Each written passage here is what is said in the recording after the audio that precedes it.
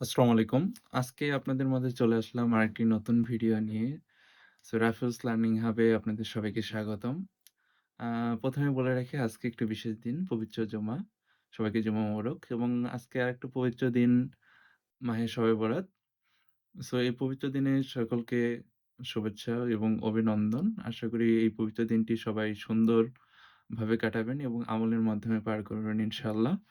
আ আজকে যে বিশেষ টপিকটি নিয়ে আলোচনা করব সেটি সকলের প্রয়োজন এবং ২০২৫ সালে সেপ্টেম্বর ইনটেকের জন্য অলরেডি আপনাকে তৈরি করতে হবে। সে টপিকটা হলো ব্যাংক স্টেটমেন্ট।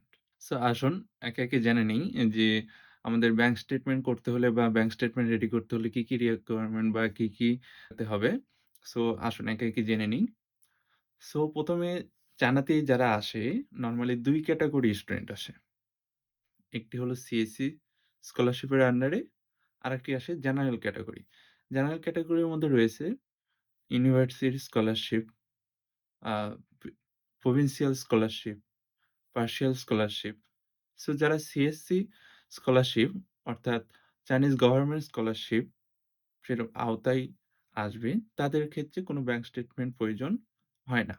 রয়ে গেল জেনারেল ক্যাটেগরি বা আদার্স ক্যাটেগরি স্টুডেন্ট। তাদের ক্ষেত্রে আপনার ব্যাংক স্টেটমেন্ট মাস্ট বি প্রয়োজন।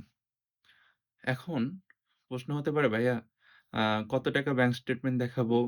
আ কার ব্যাংক স্টেটমেন্ট দেখাবো? কিভাবে ব্যাংক স্টেটমেন্টটা রেডি করবো?" আসুন একে, একে জিনিসটা জেনে নিই। ১ম এ আমি যে ব্যাপারটা নিয়ে কথা বলব সেটা হচ্ছে কার ব্যাংক স্টেটমেন্ট দেখাবেন। অবশ্যই এনশিওর করবেন আপনার বাবা-মা যদি ভালো হয়, সবচাইতে বেটার এটা আলহামদুলিল্লাহ। ইভেন আপনার বাবা-মার যদি ব্যাংক স্টেটমেন্ট না হয়, আপনার বাবা-মার যদি ব্যাংক অ্যাকাউন্ট না থাকে, সেক্ষেত্রে আপনার ফার্স্ট ব্লাড। ফার্স্ট ব্লাড অর্থাৎ আপনার ভাই হতে পারে, আপনার বোন হতে পারে, আ ইভেন আপনার চাচা হতে পারে। সো এই যে ফার্স্ট ব্লাড যে রিলেশন আছে, তাদের মাধ্যমে বা তাদের ব্যাংক অ্যাকাউন্ট ভার্সিটিতে আপনার ইউনিভার্সিটিতে শো করাতে পারেন এবং এমবাসি ফেস করতে পারেন।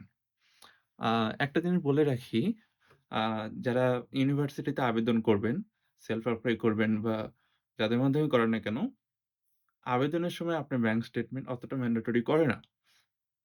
মানে আপনি একটা নরমাল ব্যাংক স্টেটমেন্ট বা হচ্ছে আপনার চাচা, বাস্তা বা একটা ব্যাংক স্টেটমেন্ট আপনি ম্যানেজ করে সেখানে সাবমিট করলেন, ইটস এনাফ। যেই জায়গায় ম্যাটার করে সেটা হলো আপনার ভিসা পর্যায়ে গিয়ে। আপনি যখন ভিসা পর্যায়ে আ আপনার ব্যাংক স্টেটমেন্টটা সাবমিট করবেন, সেই ক্ষেত্রে গিয়ে আপনার রিলেশনশিপ এবং আ আপনার যে ব্যাংক স্টেটমেন্ট, ব্যাংক সলভেন্সি আছে এটা অত্যন্ত গুরুত্বপূর্ণ। সেক্ষেত্রে আপনার ব্যাংক স্টেটমেন্টটা ফার্স্ট আপনার বাবার বা মার হলে আলহামদুলিল্লাহ। সেক্ষেত্রে যদি না করতে পারেন আপনার ফার্স্ট ব্ল্যাডে যারা আছে, আপনার ভাই, বোন, চাচা তাদের আ যেকোনো একজনের ব্যাংক স্টেটমেন্ট দেখাতে পারবেন। হ্যাঁ, এটা অবশ্যই একজন উকিলের মাধ্যমে নোটারাইজ করে নিবেন। তাহলে জিনিসটা সমাধান হয়ে যাবে। এখন যে টপিকটা আসবে সেটা হচ্ছে কত দিনের ব্যাংক স্টেটমেন্ট দেখাবো বা কত টাকা ব্যাংক স্টেটমেন্ট দেখাবো। আ যারা ব্যাংক স্টেটমেন্ট দেখাতে চাচ্ছেন চায়নার জন্য আমি বলব আপনারা অবশ্যই ৩,২০,০০০ এর প্লাস আমি বলব ৩,৫০,০০০ আপনার জন্য সেফ জোন।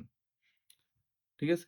সো ৩,২০,০০০ থেকে আপনার ৪,০০,০০০ এর ভিতরে ব্যাংক স্টেটমেন্ট দেখালেই চায়না এম্বাসি আপনাকে ভিসা দিয়ে দিবে। ইনশাআল্লাহ আশা করি। নেক্সট যে টপিকটা আসে সেটা হচ্ছে আমরা ব্যাংক স্টেটমেন্টটা কিভাবে রেডি করব? সো যাদের অর্থশালী বা হচ্ছে যাদের টাকা আছে তাদের তো আলহামদুলিল্লাহ। কিন্তু আ আসলে যাদের টাকার লেনদেন কম বা হচ্ছে টাকার একটু সমস্যা বা হচ্ছে ফাইন্যান্সিয়াল একটু ক্রাইসিস চলতেছে আসলে তারা কিভাবে ব্যাংক স্টেটমেন্টটা রেডি করবে? আশা করি আপনি আ আমার এই ভিডিওর মাধ্যমে আপনি পুরো প্রসেসটা জেনে যাবেন। কিছু শর্ট ওয়ে আছে। আ যেমন আপনি প্রতি মাসে ৳১০,০০০ থেকে ৳১৫,০০০ মাসে ২ বার করে ট্রান্সেকশন করবেন। একবার টাকাটা রাখবেন, ৭ দিন পরে তুলে নিলেন, আবার টাকাটা রাখলেন, ৭ দিন পরে তুলে রাখলেন। এইভাবে আপনার অ্যাকাউন্টে ৬ মাস পর্যন্ত লেনদেন করবেন এবং আপনার ইউনিভার্সিটি থেকে যখন জেডাব্লু পাবেন এবং এম্বাসির জন্য ভিসার জন্য আবেদন করবেন, তখন ব্যাংক স্টেটমেন্টটা যখন তুলবেন, তার ঠিক ১ মাস পূর্বে আপনার ব্যাংকে আস্তে, আস্তে টাকার অ্যামাউন্টটা বাড়াইয়া দিবেন। আজকে ১০,০০০ ঢোকালেন, কালকে ২০,০০০, ৩০,০০০, ৪০,০০০, ৫০,০০০ এর মাঝে আপনি এক আধবার টাকা তুললেন, আবার ঢোকালেন।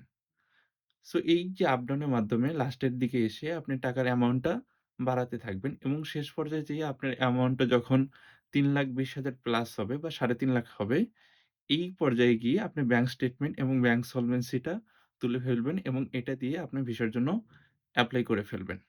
লাস্টে যে টপিকটা আমি বলব, আপনি যারা এখনো ব্যাংক স্টেটমেন্ট করেন নাই, ব্যাংক স্টেটমেন্টের নিয়ম হলো আপনার ব্যাংক অ্যাকাউন্টের মেয়াদ মিনিমাম ৬ মাস পুরাতন হতে হবে। আপনারা যারা এখনো ব্যাংক স্টেটমেন্ট করেননি, সো আপনারা যারা এখনো ব্যাংক অ্যাকাউন্ট করেননি, অবশ্যই এখনই আপনার বাবা-মা বা হাসব্যান্ড এর যার অ্যাকাউন্ট দেখাতে চাচ্ছেন, তাকে ব্যাংক অ্যাকাউন্ট করে নিন। উম হ্যাঁ, ব্যাংক অ্যাকাউন্টটা আপনি যেকোনো করতে পারবেন। সেভিং অ্যাকাউন্ট হতে পারে, কারেন্ট অ্যাকাউন্ট হতে পারে, আপনার বাবার উম সেলারি অ্যাকাউন্ট হতে পারে, এফডিআর হতে পারে। It's doesn't matter. ঠিক আছে? সো অ্যাকাউন্টটা আপনি এই মুহূর্তে করে নিন অথবা আপনার যদি পুরাতন অ্যাকাউন্ট হয়ে থাকে তাহলে তো আলহামদুলিল্লাহ কোন সমস্যা নেই। আপনি সেটা শো করতে পারবেন ইনশাআল্লাহ। এখন অনেকে বলবেন যে, "ভাইয়া আমার তো আ টাইম খুব শর্ট। আসলে ৬ মাস হয়তো পূর্ণ হবে না বা ৪ মাস হচ্ছে বা ৩ মাস হচ্ছে।" সো তাদের ক্ষেত্রে আমি টিপস অ্যান্ড ট্রিকস বলব। সেটা হচ্ছে আপনি ব্যাংক স্টেটমেন্ট রেডি করেন এই সময়ের মাঝেই অ্যাকাউন্টটা খুলে ফেলেন এবং ব্যাংক স্টেটমেন্টটা রেডি করেন। কিন্তু সোর্স অফ ইনকাম হিসেবে আ আপনি কিছু দেখাইতে পারেন। লাইক আপনার হচ্ছে একটা দোকান-ঘর ভাড়া দিলেন, সেটা দেখাতে পারেন বা একটা জমি বিক্রি করেছেন, সেটা দেখাতে পারেন বা আপনার বাবার একটা আম ফার্ম আছে, সেটার সোর্স অফ ইনকাম আপনি সেই সার্টিফিকেটটা নিবেন বা সেই দলিলটা নিবেন এবং সেটা উকিলের মাধ্যমে এফিডেভিট করে নিবেন এবং সেটা ব্যাংক স্টেটমেন্টের সাথে সাবমিট করে দিবেন। তাহলে আশা করি ইনশাআল্লাহ আপনি এম্বাসিতে কোনো হয়রানির শিকার হবেন না ইনশাআল্লাহ। ধন্যবাদ। সো আজকের ভিডিও এই পর্যন্তই। আগামী দিনের জন্য শুভকামনা এবং পবিত্র শবে বরাতের শুভেচ্ছা। আশা করি আমার সঙ্গে থাকবেন। আসসালামু আলাইকুম ওয়া রাহমাতুল্লাহ।